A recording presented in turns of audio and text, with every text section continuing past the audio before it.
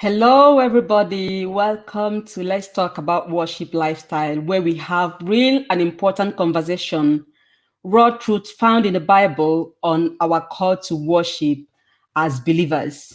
So, this season, we've been focusing on lifestyle of worship, focusing on Christian parenting and lifestyle of worship. So, in this session, we are going to be talking on building a Christ-centered home. And this is the part 4 of this season. So I want you to make yourself comfortable.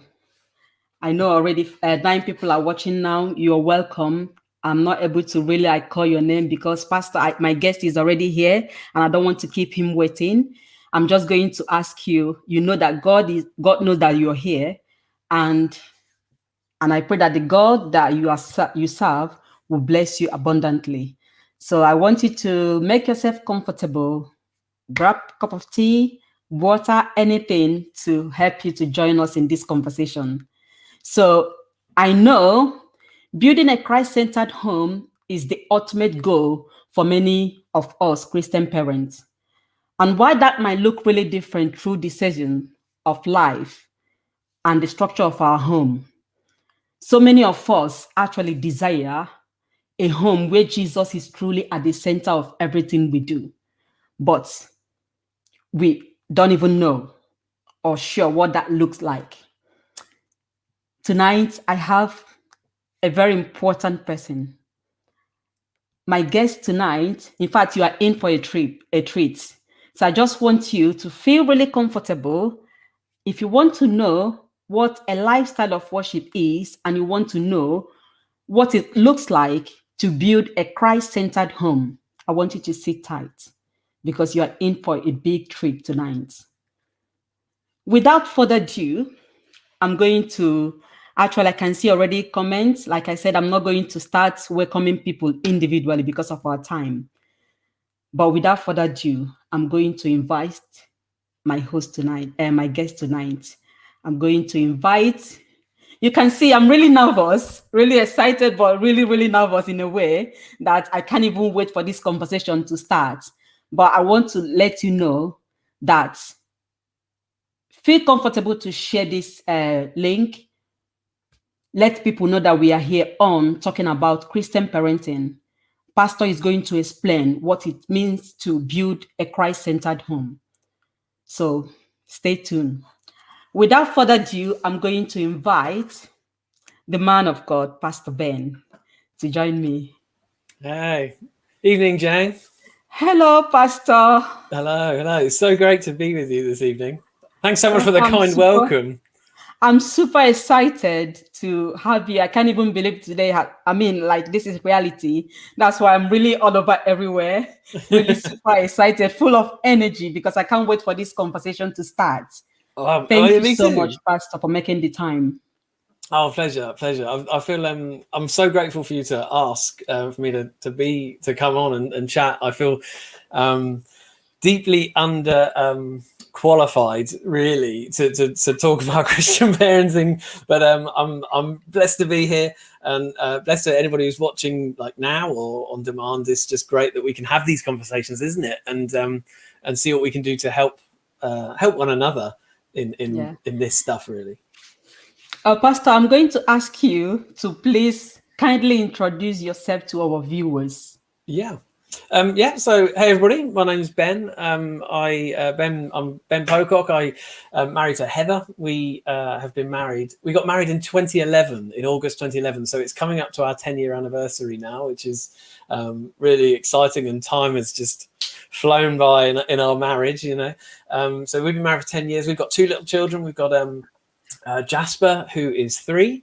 So he's going to be going to reception in September, and then we've got a little girl, Juniper, who's a lockdown baby. So she was born in May last year in 2020, and so she's just coming up to 9 months now. So again, time just flies, and she's so big already. Yeah. We live in Yateley in Hampshire, in the south of England, and we both my wife and I work at Kerith Community Church. So Heather leads one of our congregations of Kerith. We've got multiple locations. So she Yeah. leads the Blackwater Valley one, which is based in Farnborough.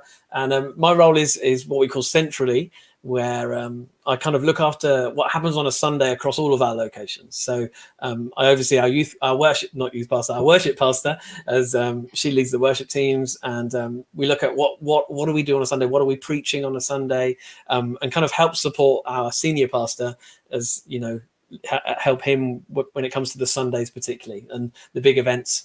How do we create moments and great places and spaces where people can encounter God, in their worship and through hearing the word, and how do we do that to the best of our ability? So that's my job, and I've been working at the church for like 10 years. No, this is my 11th year actually. Oh wow. So yeah, it's it was last year that they said, "Oh, well done, you've been here for 10 years," and I was like, can't believe it really, that time's gone so quickly really. And I've had loads of different roles in that. Been sort of a young adult pastor, and started a Bible school at our church. And I was a PA to our previous senior pastor, but I wasn't a very good PA. I'm not very organised as a person, so that job was not my forte by any means. But no, it's been a lot of fun, and it's a great church to be part of. And I love, I don't know if anyone's watching or you, Jane, when you find a job that you love, and it doesn't feel like a job, because actually you feel like you're doing what God is wanting you to do and what God has called you to do. So I enjoy it very much. And so that's me really. Thank you so much, Pastor, for making the time.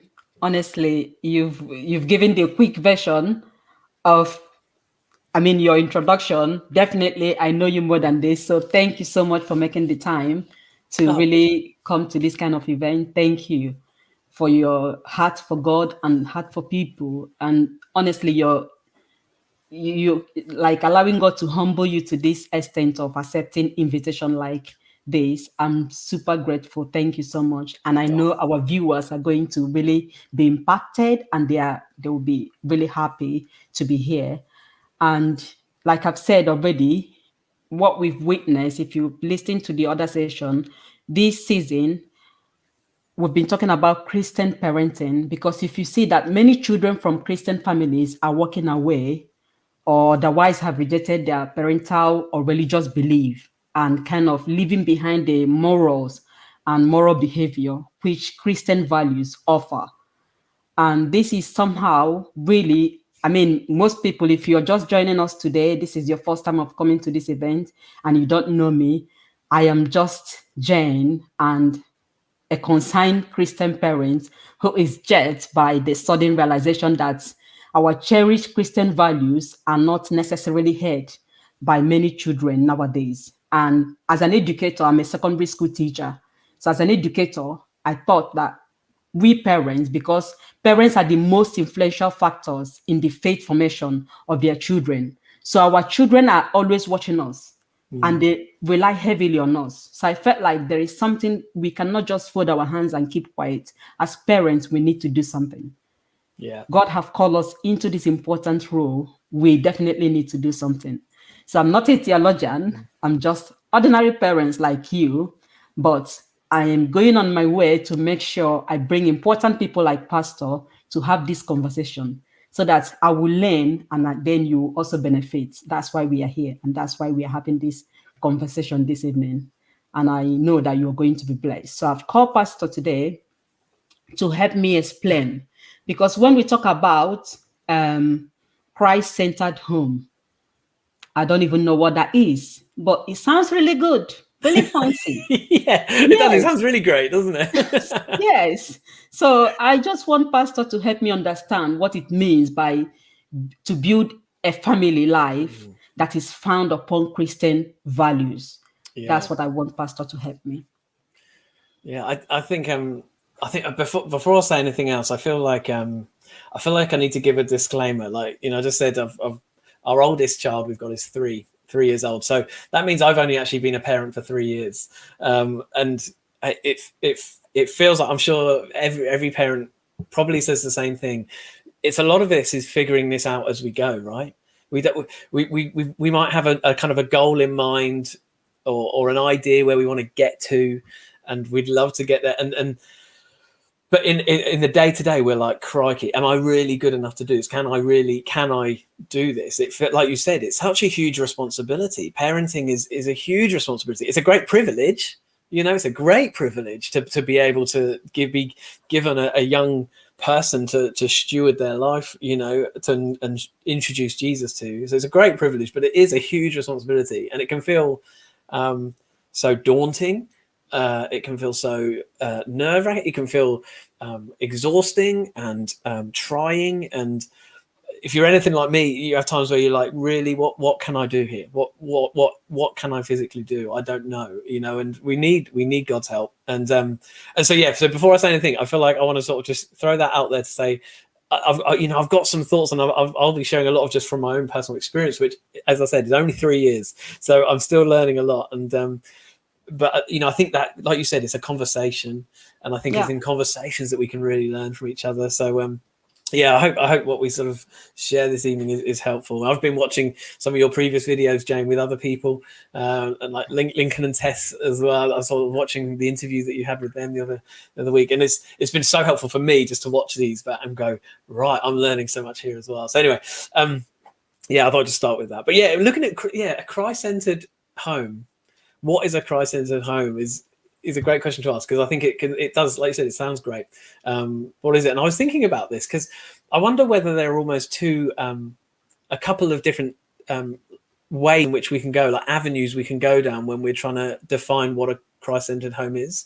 Because I sometimes wonder whether if we're not careful, we slip into a mentality where we think a Christ-centered home is a family that does all the right things, that says all the right words, that is kind of very legalistic and full of religion, and obeying the laws and trying to obey the commandments and everything, and trying to do all the right thing to ensure that kind of to each other in our family dynamics we look like we're doing the right thing, and maybe to people outside of our house that we look like we're doing the right thing. So sometimes I wonder whether we might get down the temptation of thinking that is what a Christ-centered home is, one that looks great, one that looks like, godly and holy. So, we bring our kids into church and they're smiling and they're happy and they're not causing a problem, and that's okay, because at least we look great. At least we look godly. Whereas actually, I think really the real direction I feel we want to head in, and certainly for me, is I want to head in when I'm trying to think what is a Christ-centered home, is really it's a home where everybody in that house is working towards having a heart for Christ and having a heart to follow him and do the best that we can, regardless of what it looks like, regardless of how it looks to other people, recognizing that we're all at different points in this journey. That you might have the parents who have obviously got years of experience of life ahead of the children, but they're just working it out in terms of what is a Christ-centered life, just as much as the children are. They're just at different stages to it. And you've got people in there who have, who connect to God in different ways, and, and at different points in their beliefs and their, where their moral compass is finalizing. We're all in different stages. So I think for me, a Christ-centered home is about us all being in a household that says we're all in this journey together. We're all trying to figure out what is his love and what is his grace really about, and what is he calling us to do as individuals and as a family. I think whereas the other way of things is going, right, let's make the outside look great, and then hopefully that'll change us internally. For me, I feel that like a Christ-centered home is about us internally going, what is Christ calling us to be like? How does God want this family to look? And how do we look as individuals? And then actually that tends to then impact our externals. That then tends to impact our behavior and the way we deal with one another, and the way we serve one another, and the way we love one another, and the way we deal with arguments when arguments come up in the house. And, so it sort of starts internally, centering on Christ internally, and then let it then permeate into the rest of our house and the rest of our family dynamics. I think that's, for me, that's how I see it looking. Wow. Honestly, from what you've said, a Christ-centered home is marked by joy, love, according to what you're already explaining. I mean, it's not a place of perfection. Because from what you've said, it's not marked by really like it's not a family that is really organized and everything is there. It's not a family that is perfect. For me, that's really deep. Thank you, Pastor, for that. Yeah. But I'm Yeah. just okay. Go Sorry, go on. ahead. Sorry. I think on that, there's the passage where Joshua is talking to the Israelites, and I've written it down. It's Joshua 24. He's talking to the whole the whole nation of Israel, and he's saying, this is all that God has done for you in the past. And in the Old Testament, he's saying, God took you out of slavery, and he's shown you into the promised land. And this is what he kind of tells them the story. And he says, and you've got a choice now, really. You choose. You can either, worship this God, have this God as center of all that you are, or you can, follow the gods from your past, that you used to follow, or you can follow the Amorite gods, which is where they were at the time. He says, you choose. And it's, I think a Christ-centered home is a choice that you have to make. It won't happen naturally.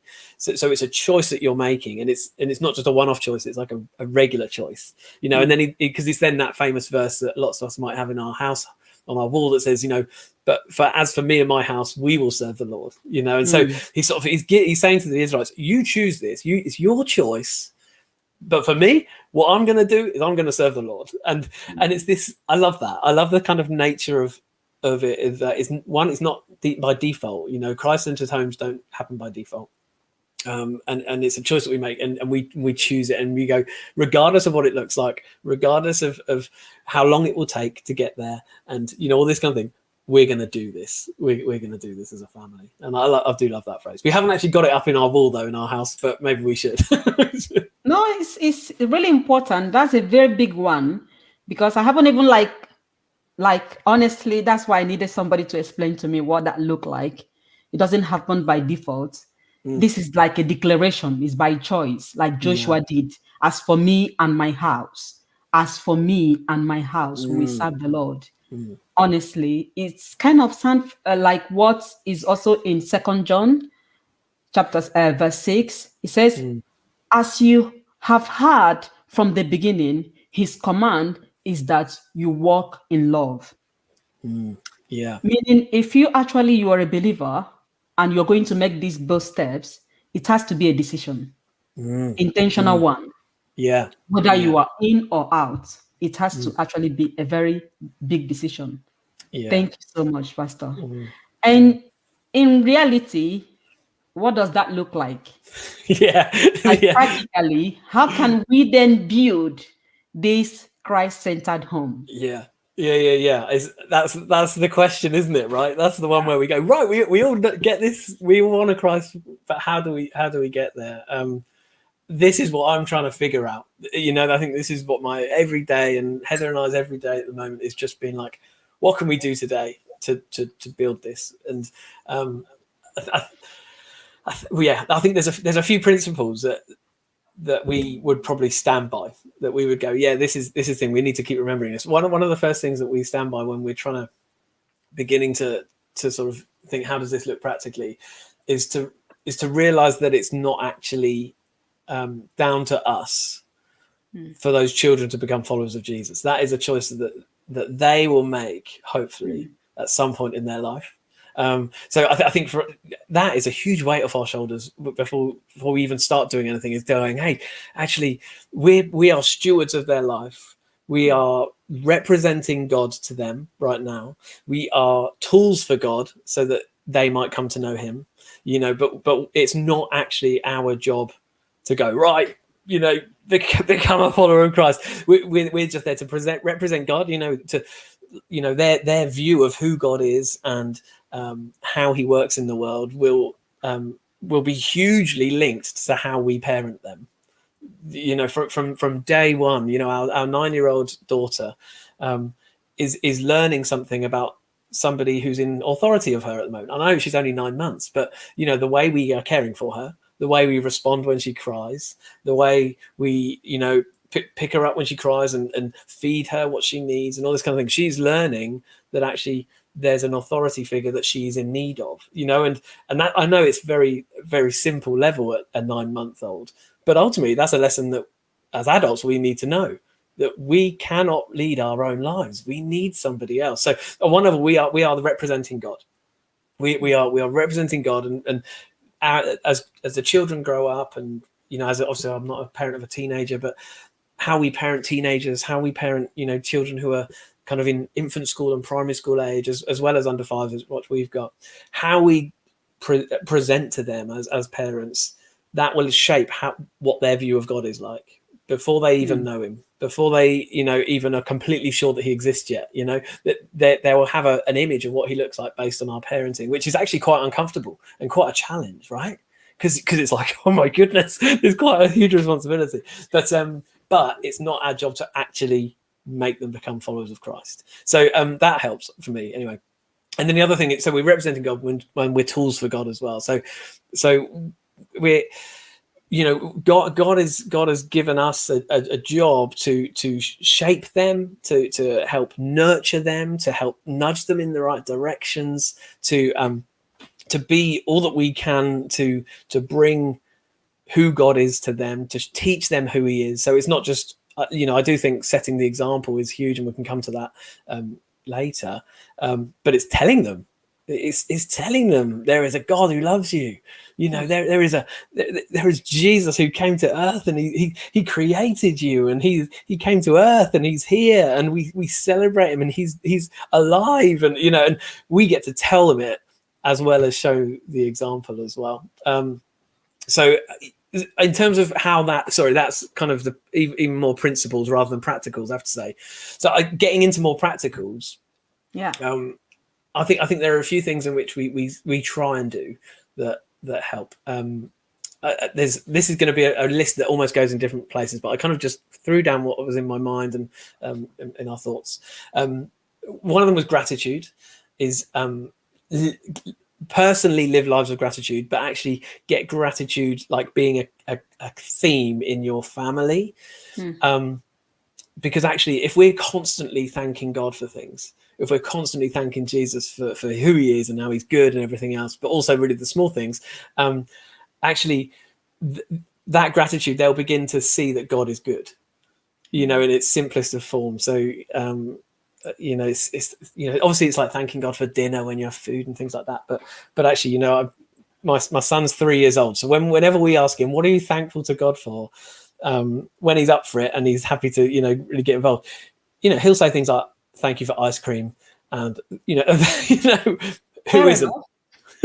yeah. Who isn't grateful for ice cream? But, thank you for ice cream. Thank you for the fact I got to go on a red bike at preschool the other day. He's it's these small things, but for us, what we try and do is not just be like, wasn't that great, but isn't God good? Because you got to experience that. You got to go down a slide. Oh, God's so good, isn't he? Let's thank God for that. And so we leading gratitude is I think important, because we then realize that everything we have comes from God. And so if everything we have comes from God, God must be somebody pretty important. If children can begin to grasp that he is the provider, it's not mum and dad. On one level, yes, but actually it's not mum and dad. There's somebody higher than mum and dad. And and that might begin to twig something of our need for him, and he is central to our lives. So that's one of them is gratitude. Would you agree with that? Would you feel that was important? Yeah. Really, this is really important. You've said two important things, which is really a very practical way. One is that the realization that we represent God. Yeah. When we represent God, it means like if you work for a company, you're representing your company, you have to follow the kind of policy of your company, the organization you're representing. And that representation have to be in a certain way. It's not something you do carelessly. For me, that actually like hit me to think, oh, it comes down that I have a role to play, modeling it, the behavior. Yeah. So it's not just like saying, because when you were saying, oh yeah, it's left for God, I was like, that sounds like it. Means God should just do it. But when you said we represent God, on the way we live, on the way we try to present it to God. I was like, okay, so this is like, I have a role to play. Yeah. I have a role to play as a parent. Yeah. And I have to represent God in a way that actually like present him in a way that is godly. yeah. And I think for us, it's about going, okay, who do we know God to be? You know, through all that we have understood in our faith journey, who has he been for us, and what do we read in scriptures about him? And for me, I think of him as a provider. I think of him as the healer. I think of him as the God of grace who has forgiven me. And so, though, as you sort of have those elements and those kind of attributes of who God is in your heart, just try and be like a small portion of that to your kids. So for example, forgiveness. The huge the massive theme of the gospel is our forgiveness, the forgiveness of our sin, right? And so I feel like for us as parents, we've got to try and muddling through model forgiveness as best as we can, because it's such a foundation to the gospel. It's such a foundation to the makeup of God. Absolutely. So it's like forgiving our kids and not holding grudges against them. After maybe I don't know what people are all very different with their way they parent. Where some people might send their kids to the naughty stare or whatever they do to discipline their kids and stuff. It's not. I'm not here to talk about that necessarily, but I do think that once that's done, once that bit is whatever it is that you've led your child through, forgive them for what they've done, and move on. God separates our sin as far as the east is from the west. So who are we to hold grudges against our kids? And I know that's not, who are we to sort of keep reminding them, oh, but yesterday you did that again, and God moves on, so we should move on too in our forgiveness. And I think there's also the kind of the element of that of confession as well. Actually God calls us to confess our sin, right? And actually by modeling that lots, leading our kids in saying sorry, but actually also as parents saying sorry as well. And it's being like saying, hey, we're not God. As parents, we're not God.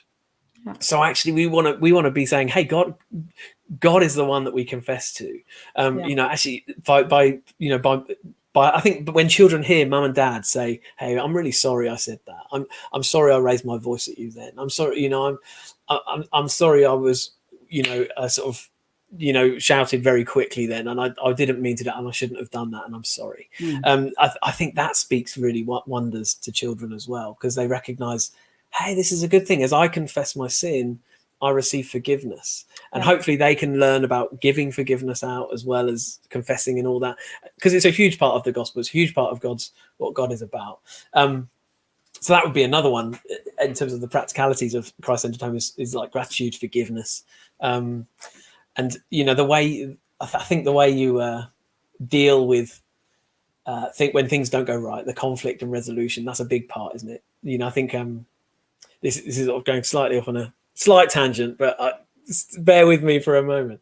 I don't know. Often when I have conversations with people about their childhood, right, I'll say, oh, tell me about your childhood.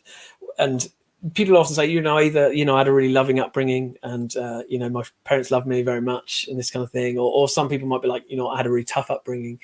But one of the things that often gets mentioned really, really early on is the way that families would have dealt with like anger and conflict and resolution of that conflict. And I don't know why. Maybe it's because they're high emotional moments growing up or something. I don't know.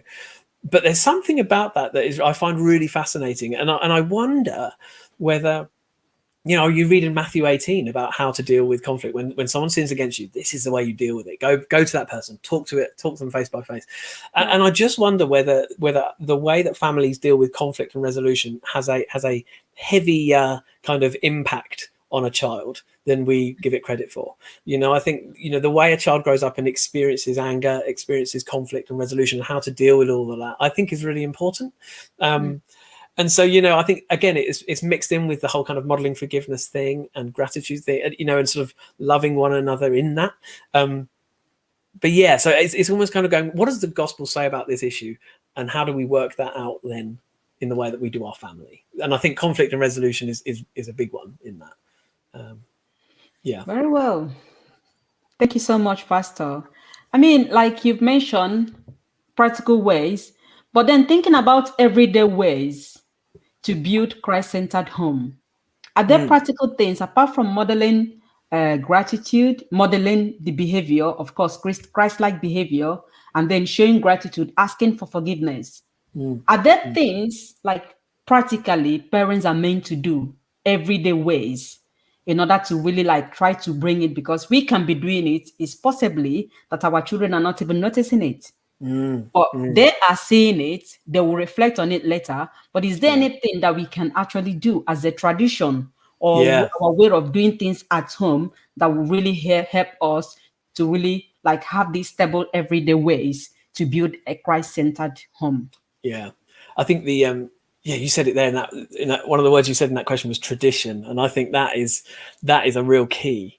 If you can build rhythms and traditions into your family, I think that is hugely important to help kind of nest truths into children. You know, if they experience something every day, and it might be something super short, small, but if they experience that thing every day, it will begin to go into them. Whether positive or negative, right? You know, we might do some really awful things every day that aren't helpful, right, to them. And if they see them every day, then they'll either start copying them or they'll feel like those things are truth. So you want to try. Personally, I think get as many of the good rhythms and habits every day into things. And actually, like you said as well, some of these kids might not see them straight away. So just as an example, I'll share an example. For as long as I can remember, since Jasper's been born, every mealtime, Heather and I will sit down and we'll have dinner. And there are varying levels of calmness or chaos in our house over dinner. But you'll sit down, and one of the things we do every day is we say, "Hey, everyone, go around and share their highs and lows of the day." So I want one high and one low, and so. You know, and we've done that since Jasper can talk, and since he can say some words, we would always ask him. And you know, even now with our 9-month-old, we'll ask her as well, and then we'll usually answer for her. And we'll say something that was great about that day, and something that was low, and something that was sad about that day. And for a long time, years, because I think we must have started doing it when he was about 1.5. He would say nothing. Absolutely nothing. And we'd even since when he started talking, we'd say to him, Jasper, tell us a high and a low from today. And he'd be like, no, mummy, no, daddy, not saying it. And we were like, oh no. And we were like, is he ever going to say anything that he's grateful for? Is he ever, you know, we're like, oh no. And then, but no joke.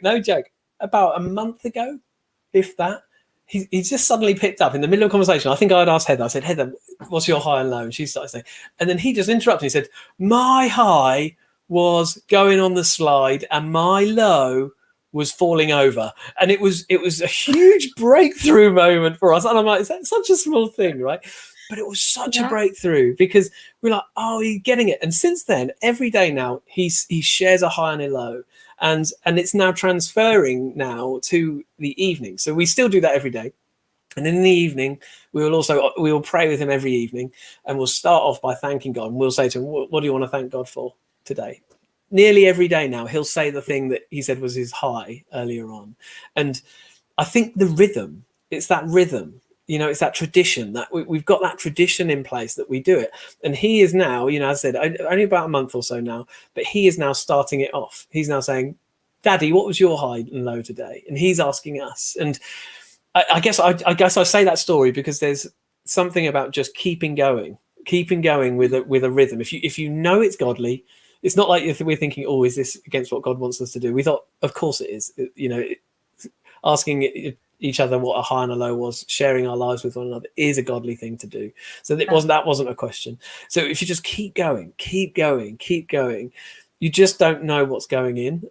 You know, that's the challenge I'm finding with children anyway, is that you don't necessarily know what's going in until suddenly they'll come out with something and you're like, oh wow. And so I think tradition is huge for children, and rhythm and routine is really important. And so I do think when we're looking at practicalities, any rhythms that you can get in place are worthwhile. Now, there are some things we've tried and don't work. And usually the things that don't work are the things that are huge, that might take up like a whole hour in a day. And it's far too long, and it's unreachable because we're busy people, all this kind of stuff. Mm-hmm. But the things that work are the things where we've already got something that we do every day. Let's just stick another layer into it of something that might just bring Jesus into this conversation, might just bring gratitude, that might just bring worship into this. And it seems to then work because it's already built into a daily habit, we're sitting reading stories with them every night anyway. So why not pray? It's you're there anyway. It's there really nice. It's a nice moment of the day, I find, certainly with our kids anyway, where they're still and they're a bit more focused just before they go to sleep. It's just an ideal opportunity to go, let's pray right now. Let's thank God right now. Let's pray for tomorrow right now, or pray for someone who's not well in our family right now. And they tend to focus, So I'm trying to think of other rhythms that are sort of a helpful. I think a gratitude rhythm is really key. I think in dinner times, and I do think it's within the. Okay, here's another one. Oh yeah, I just thought of now. So we have the walk to preschool for us. A walk to preschool is a 15-20 minute walk. Jasper goes three times a week. Heather walks him twice, and I walk him once. And for me, anyway, on the Friday mornings when I take him, I use that time as just sort of a father-son, how is he doing kind of one. And I'll just keep, at the moment, it's just me firing questions at him. How are you doing? Tell me about this. Tell me who are your friends? What did you really like yesterday? What was, this kind of thing. And for me, I see that as a rhythm of just building relationship and that kind of conversation with your dad. Now, I've got a long way to go. There's a lot of years to go still in my parenting yet. But my hope is by building a rhythm that is just pouring into him and letting him know that I want to talk to him. I want to know him. I'm here for him when he needs me. And I'm asking him questions. I'm interested in him because I want to paint the truth that God is like that with us. He's interested in us. And so my hope is that this little rhythm that's already within a rhythm of walking to preschool anyway, might just build something in him of who God is in that sense. So I think rhythm is important. Sorry. No, it's fine. That's great. Now, what I was here typing is keeping communication line open with your kids. That's the last thing you've just said now, which is really crucial. I'm typing it out in order to share people. I don't know if anybody's hearing this. For me, that is really important. It's a big practical one. To keep communication line open with your kids is really important. Oh, yeah. Like you say, on your way walking him to school, that's actually a teachable moment. You're utilizing it because you are taking that opportunity. Talking to him and creating that bond. What an exciting way. This one, I'm honestly writing it down. It's a very, very important one. It's fascinating, isn't it? Because the thing about those conversations and for me anyway, similar goes with my conversations with God. You might have conversations that are just so life-giving and so full of that he's responsive and he's with me and we're having a great conversation and we have fun and we laugh. And then there are other times when we get to preschool and I'm like, what have we just talked about? I have no idea. And he might not have been as responsive. And I'm like, that's okay. Because actually, there are times where we might have a time with God and we come away from it and being like, okay, God didn't really hugely say anything that's going to drastically change my life right now. But that doesn't mean that God hasn't changed. That doesn't mean that God wasn't there. It's just relationships. That's the way relationships are. You have peaks and you have moments where it's just, standard and normal and every day. And I think just nurturing that kind of communication so that they do know that, if we're going to preschool one day and he's got something really big that he wants to talk about, or when he's 15, 16 years old and something big is happening at school and, and he comes home from school, he knows that he can talk to me and he knows that I'll be interested in him. And I'll be there for him, physically there. I'll stop what I'm doing and give him time to speak. And my daughter as well. So I'm saying a lot of hymns, but I mean, I mean both my kids. I'm there for them when they need me. I think it's really important to be that communication. It's always open. Always ready to answer the phone, always ready to respond. I just added listening well. Listening well is another thing you've said. Not just Mm. communication, you are communicating, but you're listening as well. So you've mentioned 7 practical ways representing God, showing gratitude, and then you mention about keeping the rhythm, keeping the communication line open, and then this is listening well. Mm. Wow, brilliant. Mm. Thank you so much, Pastor. Uh, Yeah. I mean, it's kind of almost like covering my next question, really, but I'm just going to like ask it so that if there is anything you definitely will want to add in, probably that will help. Because I was Mm. going to ask you, how can we apply these ideas to our own personal situation? Because of course we have different situation and operating at different level. Are there Mm. things that you've already said it, which is some of these things you've really mentioned, except there are other things you want to ask, but this is actually really clear. Communication is important. Representing God in a way that pleases God is important. Having that Mm. family tradition is really important. Keeping the rhythm, which also creates a routine that will help them to already formulate. Those are Mm. some of the things that you've already said, which is really important. If there are other Mm. things you want to ask, kind of an idea that we can really apply to our personal situation. Yeah.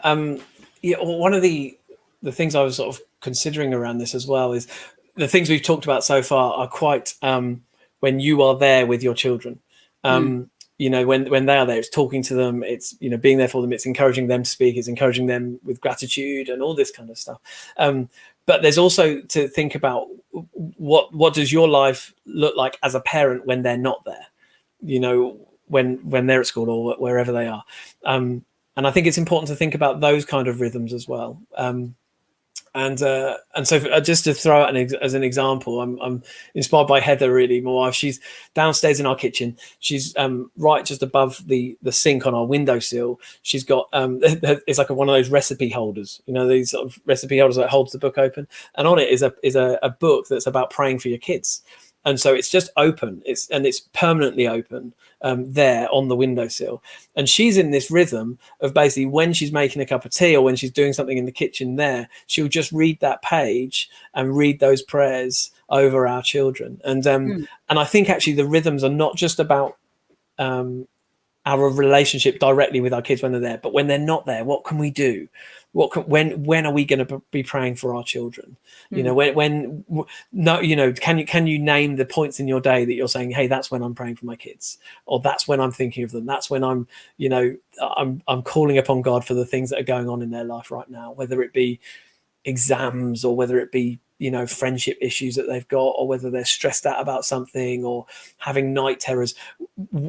What is your rhythm to be standing in the gap between them and God for your children? You know, when you're you know, you're your kid's intercessor until they come to know Jesus, right? You're like the Holy Spirit is interceding for them, but also you can intercede for them as well. And so where in your day is that? For me, it's the car. So I'm in my car less and less these days because of lockdown. But when I am in the car, I'm like, right, I'm praying, and I pray for Heather and I pray for my children. And so having those rhythms are quite key, I'd say. The only other thought I would have in addition to that as well, we talked about rhythm and routine, but I also think there's real place for spontaneity as well. In one sense, being on our toes and ready for when your children suddenly bring up something of God that they want to talk about, being ready for it. You know, the Bible says about being ready in all seasons to share what God has done for you, right? That was very paraphrased, but you know, there's the passage it talks about saying, be ready in all times to share what God has done in your life. And so I think there's a real lesson for us as parents in that, to be ready for those spontaneous moments where, I don't know, your child's in the bath and they suddenly go, is Jesus actually real then, mum? Do you know what I mean? And throw out those strange questions that kids do.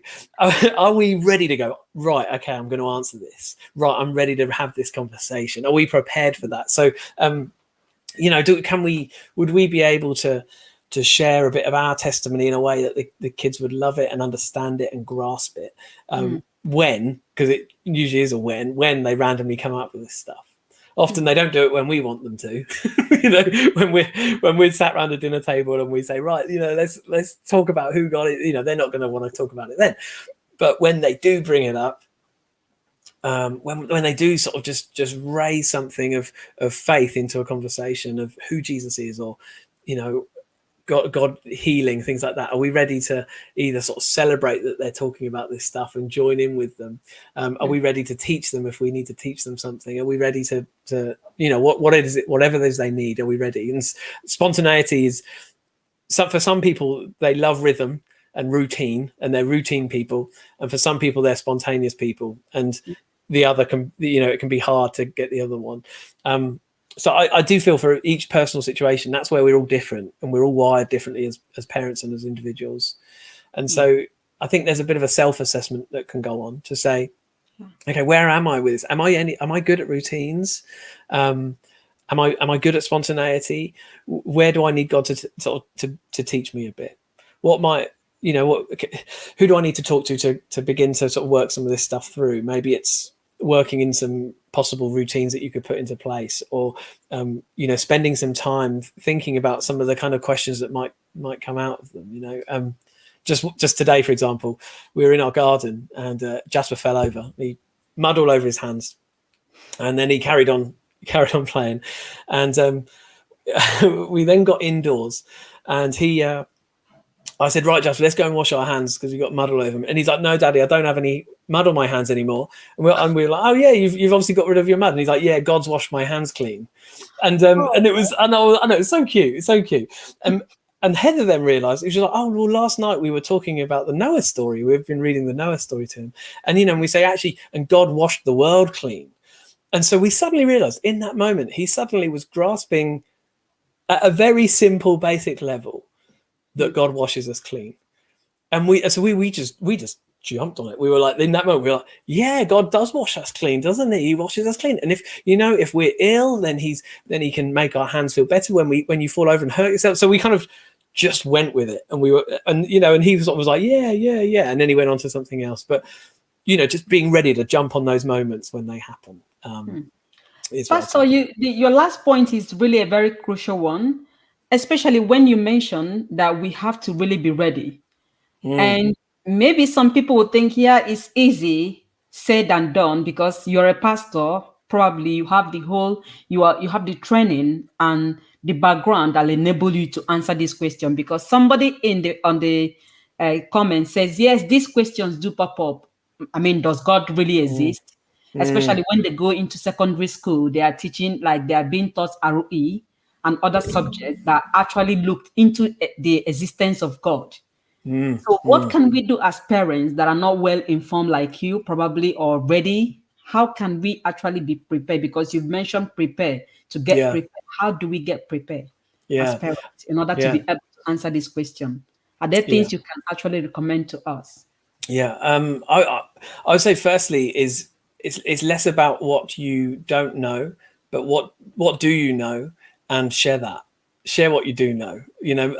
I've got a friend who leads a church in Sidcup in Kent, and his story is fascinating because he became a Christian, and then 2 weeks later he basically started gathering his other mates who weren't Christians and was basically reading the Bible on the tube to his mate before he got to his mate's house, and would just read that to them.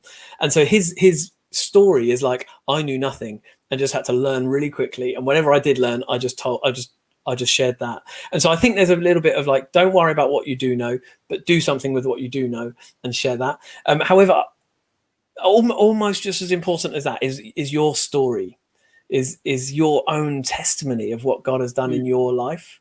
And and I think what stories can you tell of God, how he has moved in your life? Has he healed you? Where have you seen God's goodness in your life, and share that? I think a lot of it is about asking questions. One of the way that Jesus taught children, not just children, adults, sorry, the way he taught was by asking questions. There's some statistic that eludes me now, but it was something like he was asked something like 280 odd questions that we read in the Bible. He actually only directly answered 2 of them. And so, often he would either answer something with something that seemed quite bizarre and off topic, or he would just answer, more often than not, parables, with another question, or in parables. Yeah. So Jesus is very much like that. So I think we need to probably move out of the way of feeling like we have to have the theological answer. So we just go, here you go, here's the theological answer on a plate. I think the conversation, if it's natural and normal and asking them questions, well, you know, what do you think? You know, if you heard this in your RE lesson, well, what do you think about that? Okay, and does that sit with you? Does that work with you? Do you feel like, what makes you think that? And then maybe they're sort of saying something, and then you say, well, let me chuck in a story from my life. This happened to me. What do you make of that?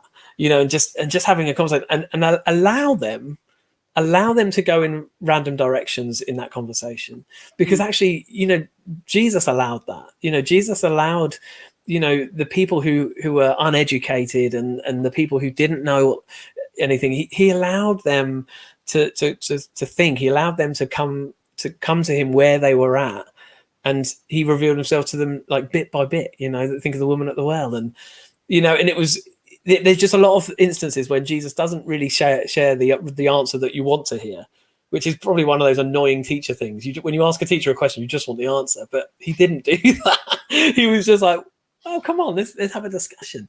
And I think there's lots to be said in that for children. Rather than giving them the flat answer, let's have a conversation about it. Let's share stories and see what comes of that. Yeah, people are echoing the same thing. Just share what you know. Share what you know, which is really important. Share your testimony. I mean, in some ways, you've experienced God. You've seen God move on your behalf. Yeah. Sharing it with your kids, because they also need our testimony to actually know this is firsthand from their mom or dad. Yeah. Yeah. And it's not like real. in the Bible. Yeah. And it's, you know, and like, you know, the Bible is God's word. It is authoritative. It is powerful. It is, you know, it's full of life. And sometimes children, particularly when they're not there yet in terms of their belief in who Jesus is, and they're questioning things like that, actually the you know, if they've got a good relationship with their parent, then actually hearing a story from their mum, that's going to stick with them. That is really going to stick with them, because it's real. This is somebody I know, and this has happened to them. You know, I remember, you know, I've grown up in church, right? So I've heard lots of stories of healing. I've heard lots of people come to know Jesus and all this kind of thing. But it wasn't really until people really close to me who have got healed that I've gone, wow, God is so good. You know, it's fine watching it some sort of YouTube video of somebody getting healed, you know, in some other country or whatever. But when you somebody, a close friend of yours or a family member shares a story of God moving in their life, there's something that goes on in your heart that's like, I trust this person. This is real. This is real. And hopefully we can be that for our children. Yeah. Pastor, for parents who are struggling, because somebody have just, I mean, knowingly, I'm already jumping into Q&A, because I know that these people are listening and they probably want an answer before they leave, considering that we don't know how they can pop in and go out. So I think, okay, at this point, I'm going to bring some of the questions up here. Like somebody have just asked the question, what can a parent who already has older kids, teenager, do if what has been recommended was not done and are struggling to have a Christ-centered home? Is it really too late for them? Or are there things they can actually do? I would say it's not too late. You know, it's hard to know what, without sort of knowing the situation, it's hard to know exactly, but I definitely say it's not too late. You know, you think of God changes people's lives when they're so old throughout the whole of the Bible. You know, they're in their last days, and God then uses them, right? And I think there's a, what's the word? I think there's something in us where if we are willing to let go, to confess what the way we've done it hasn't been great, not just to God but to others in our home, to go, hey, this hasn't been great, has it?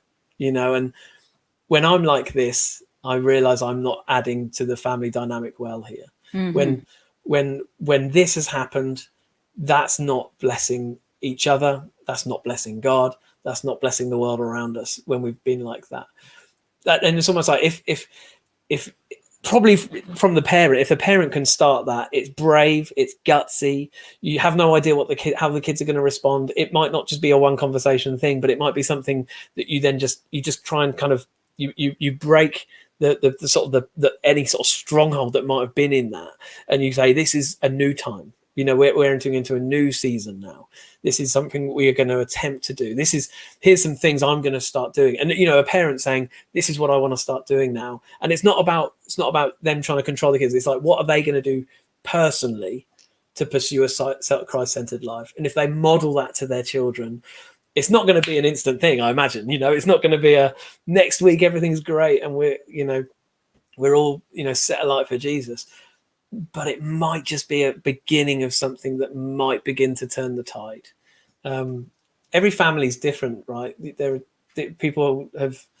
Some families are very closed in and wouldn't necessarily share with one another very easily. Other families share absolutely everything and can be sometimes quite explosive and not always healthy. So every family is different, but if you can, as a family, go, this hasn't been great, has it? Led by the parents.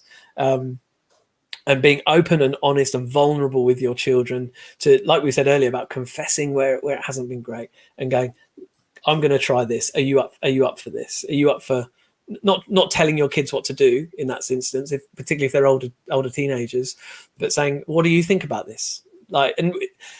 Teenagers aren't stupid. They can see through inauthenticity a mile off.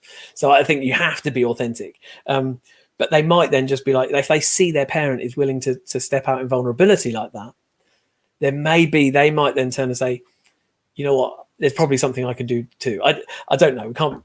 Teenagers are a world into their own, aren't they? So we can't always predict what they're going to say or do. But I think it starts with the parents confessing and.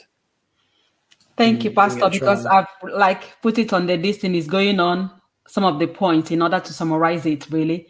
Because one of the things you've said that is really important, having honest conversation, confessing to one another.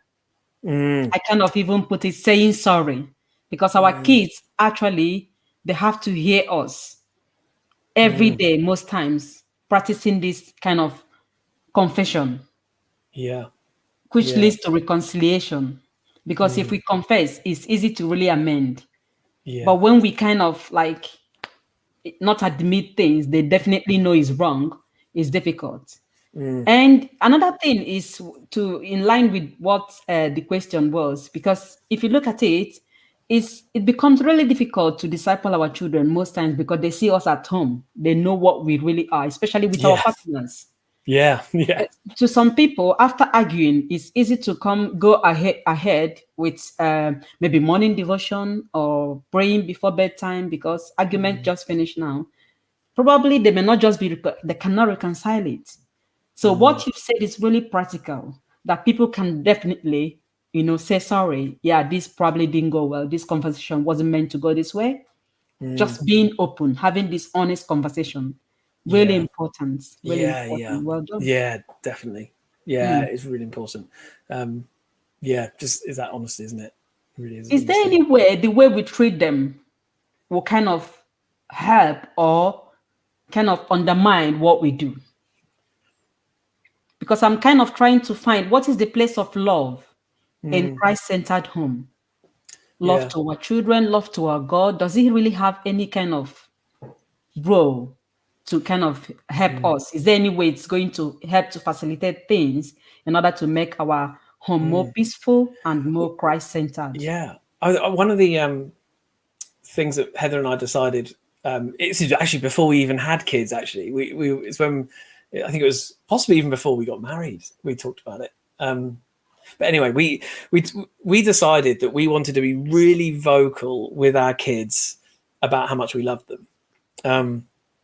By regularly, not just showing we obviously want to show them that we love them, but we wanted to tell them that we love them. And we probably do that over the top in a sense, I imagine from I don't know, we'll tell them when we love them when they wake up in the morning. We tell them, first thing in the morning, I'm not a happy person. I'm not really a morning person. So Jasper comes into our bedroom in the morning and I'm just like, crikey, I've got to work hard. And I go, good morning, lovely boy. I love you, mate. And he comes into bed with us, most mornings. And we just decided we want to tell them as much as we can that we love them. And we want to tell him as in some of the really hard moments as well. So, for example, one of the things that we decided to do is when when Jasper does something wrong and we've gone through the whole kind of reconciliation thing and consequences based on what he's just done, the minute that he says sorry, he'll say sorry or something like that. We'll go through the kind of conversation as to why what happened, and we'll then say, Jasper, we love you. We love you when you do really great things. We love you when you don't make good decisions. We love you when you're good. We love you when you're naughty. We love you all the time. And then we give him a hug and we crack on. And actually that is it's amazing how releasing that is of the tension of him feeling sad about what he's done and the regret. And, if we haven't necessarily handled the conflict well, it releases something in us as well. And so I think the love from the parents based on the fact that we know that God loves us unconditionally. And so we want to try and present that love to him as best we can. I think that is actually at the root of everything. That's not just an additional thing. I think that's at the root. That's at the core. So, going, no, we are going to keep telling him we love him. We're going to be with him as much as we can, and know that will always be beside him and for him and with him. Our love will never run dry for him because God's love for us never runs dry. So that's a really important way. And, I'm sure we'll get it right and I'm sure we'll get it wrong. And there'll be times when, we say it, but our actions don't reflect it. And there'll be times when our actions reflect it and we don't say it enough, I'm sure, because we're not perfect. But we just try and do the best we can. Try and do the best we can to express that love so that he knows he is loved and Juniper's loved. Wow. This is really like, I didn't realize I was writing in the chat. I thought I was still in the... So I just said, look into your loved one's eyes to tell them how we love them unconditionally. I haven't even finished typing. I was making notes for myself. I didn't realize it's on the chat. Oh, that's good. It's good though. Yeah, looking them in the eyes is a great point. Yeah, it's really letting them know. And there'll be times in their life when they're not with the parents. And they leave home or whatever, and they might be in environments where they don't hear that. And so to know that their parents love them dearly, and they can always come back to us. Having a child who becomes an adult seems a very distant future for me at the moment. But Heather and I were writing some things down of things we'd love for our future. And one of them is, for me, is when I'm a grandparent and things like that, I want people to know, my grandkids and my kids to know, they can always come to our house, that they are always welcome, that they can always be here. They know that we will always love them. And so we're trying to just do stuff now that builds for that. Actually, that's the second question I wanted to bring on. There's a lot of question. I'm sure your time already. We have to really round it up. Honestly, if you allow me, I want us to just keep the conversation going. Yeah, that's fine. Yeah, that's fine. I know you've got church to direct tomorrow morning, so it's important I let you go after this last question. Sorry to our viewers, but if there is any more question, probably I'll direct it to you or I'll respond during to the comments. So let's take this last question. It says, how best can you communicate as a parent so as not to come across as not loving? That's great. That's a question that somebody just asked from the listing chat. I think I guess in part what we were just talking about there, in terms of just telling them how you feel, not just what you think, but telling them how you feel. So, telling that you love them, telling them, when you're upset, you say, hey, I'm feeling upset that you did that. There's something about that breaks down barriers. Even when you're talking to an adult, it's the same kind of thing. You can tell somebody what you think, but actually the minute you start saying about how you feel, then there's barriers and walls are broken down then. And I would say the same goes for kids. That would be, again, at the root of it, is just telling them that you love them. No matter what, you love them. At the beginning of the conversation, at the end of the conversation, you love them. Unconditionally. Yeah. Because that's really important. You pointed out, you said you tell your son, even when you make the right decision and when you didn't make the right decision. That's why I came up unconditionally. So it doesn't matter what they do. they actually have that love already as in guarantee. Like, Yeah. that's so good. It's the beauty of God's grace. It's the beauty of God's grace. You know, we think of all the silly decisions we've made in our lives, and God has turned to us and says, I still love you. You know, I'm still pleased with you. You know, you're still That's my what the child. Bible says. I love you with an everlasting love. And it's just like, it's powerful. It's powerful. It's way better than we'll ever be able to love our kids. And Honestly, but the more we can hold on really, to really that, good. you know, the more we can hold on to that, the easier it becomes to communicate that. I think there's a couple of practical things communication wise that are helpful that I'm learning. So I don't have all this together yet, but is not being phased by anything. Someone's been telling me recently. So no matter what your kids say to you, don't be phased by it.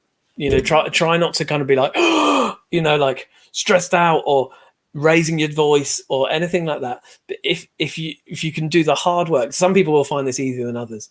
But if you can do the hard work of going, okay, you know, whatever it is they've said or whatever it is they've done, being able to hold your nerve and speak speak in a gathered, careful tone. That can, one, stop kids themselves flying off the handle, but it gives them safe. It helps them to feel safe because whatever it is they're said or whatever it is they're done, they're like, oh, this, you know, mum and dad are still for me. You know, here they're not flying off the handle at this. They're not stressed. You know, they're not really, really angry. Even though, you know, you might be using words that are like, I'm really upset that you did that, and actually I'm quite angry that you disobeyed what I've asked you to do. But if you're saying it in a tone that is gathered and carefully, you know, remaining careful and calm and collected, you're saying to them, you know what, it's okay that you feel like this. It's okay that we can have this conversation. This isn't going to totally ruin our relationship. This is not going to break us, our family unit. This is just a conflict that we can resolve and then we can move on with. I think that there's a lot to be said for that. And as I said, I'm still learning it. You know, sometimes you just have to go, you know, and wait and you know, really kind of and hold yourself back. But I do think, you know, there's something about being gathered and with your children, not letting them phase you. Yeah. I mean, like you've shared really important practical ideas and everyday ways, really, on how to build Christ-centered home.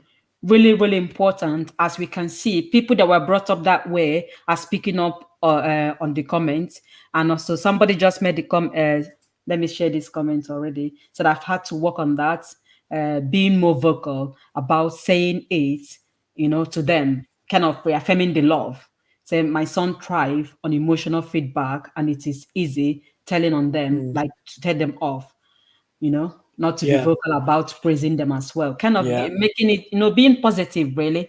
Being Yeah. positive with our kids is really important. Using that positive affirmation, which is really good for them to really know that we actually love them and we love them unconditionally and Yeah. will support them in anything to go through phases of life despite the fact they have made wrong decision.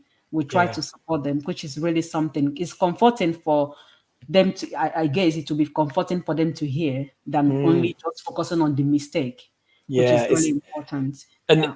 you know, it can be hard. Like I think as well, you know, we're in this time of lockdown where none of us have had to parent through anything like this in our lives before, and so tensions are higher, emotions are higher, and this kind of stuff is hard when we're in such close proximity all day, every day.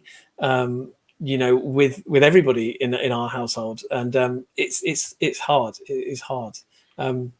Just one last thing while I remember as well is there's maybe you've heard of the 5 love languages before. This book, 5 love languages, it's a great book that expresses kind of 5 very common ways in which people like to give and receive love. Yeah. So one of them, I'll go through this quite quickly because I don't want to, you know, eat into your time. The first one is words of affirmation. So that, like we've been saying, telling somebody that you love them, telling them what they're great, telling them why you're thankful for them, that kind of thing. Physical touch is another one. So you know, some people really respond and they feel loved when they're just hugged. And some kids, when they're just, when they get to hold their mum's hand walking down the street, they feel loved. Yeah, I That kind know. of it means a lot to them. Yeah. The other one is quality time. So Mm. third one is quality time, which is just being willing to have concentrated time with that child, and without distractions, without being on your phone, without like looking at something else or being in the middle of something else, but quality time purely for that child.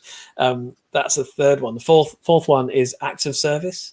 So some people love to be loved by somebody doing something for them, and that's the same with children as well. This book's written actually predominantly for kind of spouse relationships, and that kind of thing, but it works for children as well. Some children, if you do something for them, they feel loved by it. And then the last one, good grief, it's gone out of my brain. Words of affirmation, physical touch, acts of service, Spending quality time. Mm-hmm. Oh, and gifts is the last one. So the giving and receiving of gifts. So it doesn't need to be a big, extravagant, expensive thing, but it's something like, hey, I've thought of you and I've got you this. And so that might be like as simple as your child giving them a bouncy ball when they come out of nursery, or you know what I mean? Like they just feel loved when they're given gifts. And it's not about spending money. It's just about saying, hey, I've thought of you and I've made you this, or I found this for you. And so, it's thinking about different ways in which you might be able to express love to your children. And I saw the comment there saying, my son thrives on emotional feedback. And actually, so some children will react differently to different forms of love. And that's okay. And it's kind of about us trying that out, figuring out how our kids are wired and doing our best to love them the best way that fits them and fits your family culture. I cannot say it in my own way. Spending quality time with your kids, shut the phone off when it's family time. Pastor, you didn't say that, but I'm the one that shut the phone off. Yes. Yeah. Just put the phone away, just because they see it. If they see you on your phone, it immediately to them is like, oh, they're doing something else. It's, we just can't multitask. I'm a victim. Me too. But that's a great point, Jane. Yeah, really good. Thank you so much, Pastor. I'm really, really grateful. I cannot feel guilty asking you this one question, but I've just been meaning to ask it. I don't even know, does our kids, do they have role in this building of Christ-centered home? Should we involve them? Are there things they need to do? No, I think that's a great question. I think the minute they show any sign of wanting to do something that will be impacting positively to the culture of the family dynamic, let them go for it. Release them to do it. Go, yeah, let's try it out. So one classic way I certainly feel it. Even my kids are all under 5. One thing they bring of an element of God into our house is the joy of God and the fun nature of God. We sometimes that can be forgotten as adults, that God is a God of fun and joy and celebration.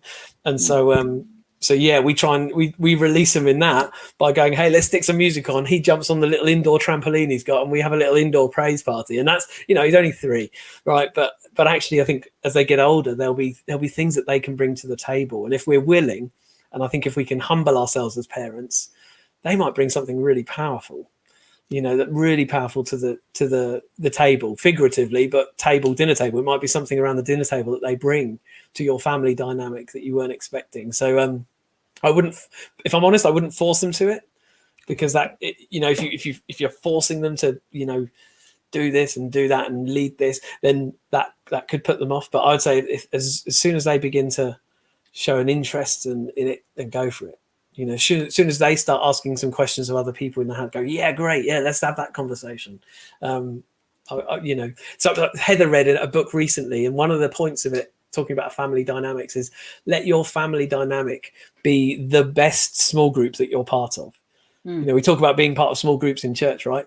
And your family dynamic, whether it be a couple in a house, whether it be with 1 child or 10 children in the house, let your family be the best small group that all of you are in. you know that you're sharing life with one another, that you're serving one another, loving one another, being there for one another. So I love that dynamic, and I love that concept that your family should be the best small group that you're in. Thank you so much. I mean, people in the group on the charts really like full of appreciation. Everybody's saying thank you. I mean, like I can't go on and on. I can't like do it because of your time, but we are grateful. Thank you so much for making the time. And we also Pleasure. have Pastor Olimi as well. He said, really appreciate this, Jane and Ben. Lots of simple and practical steps we can take to build our home on Jesus. Really important. Thank you so much, Pastor. Right. I cannot thank you enough. You don't know how grateful I am. I don't even have words to express it. But I've been really blessed as a person, and the people, our viewers, and the people that will watch a replay. Because what I've seen over time is that by the time I wake up, people have already been watching watching a replay. So they are going to benefit a lot. It's been really, this evening has really been impactful, and I am grateful. Thank you so much for making out the time. Oh, pleasure.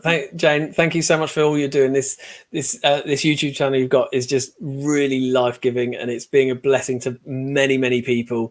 And I'm sure people in the chat can be thanking you, Jane, for all that you're doing and all the work that you put into these videos, because yeah, they're just going to be a blessing to so many people, and the fruit is going to be amazing for God's kingdom. So just keep going. Just keep going. I'd encourage you to keep going for it.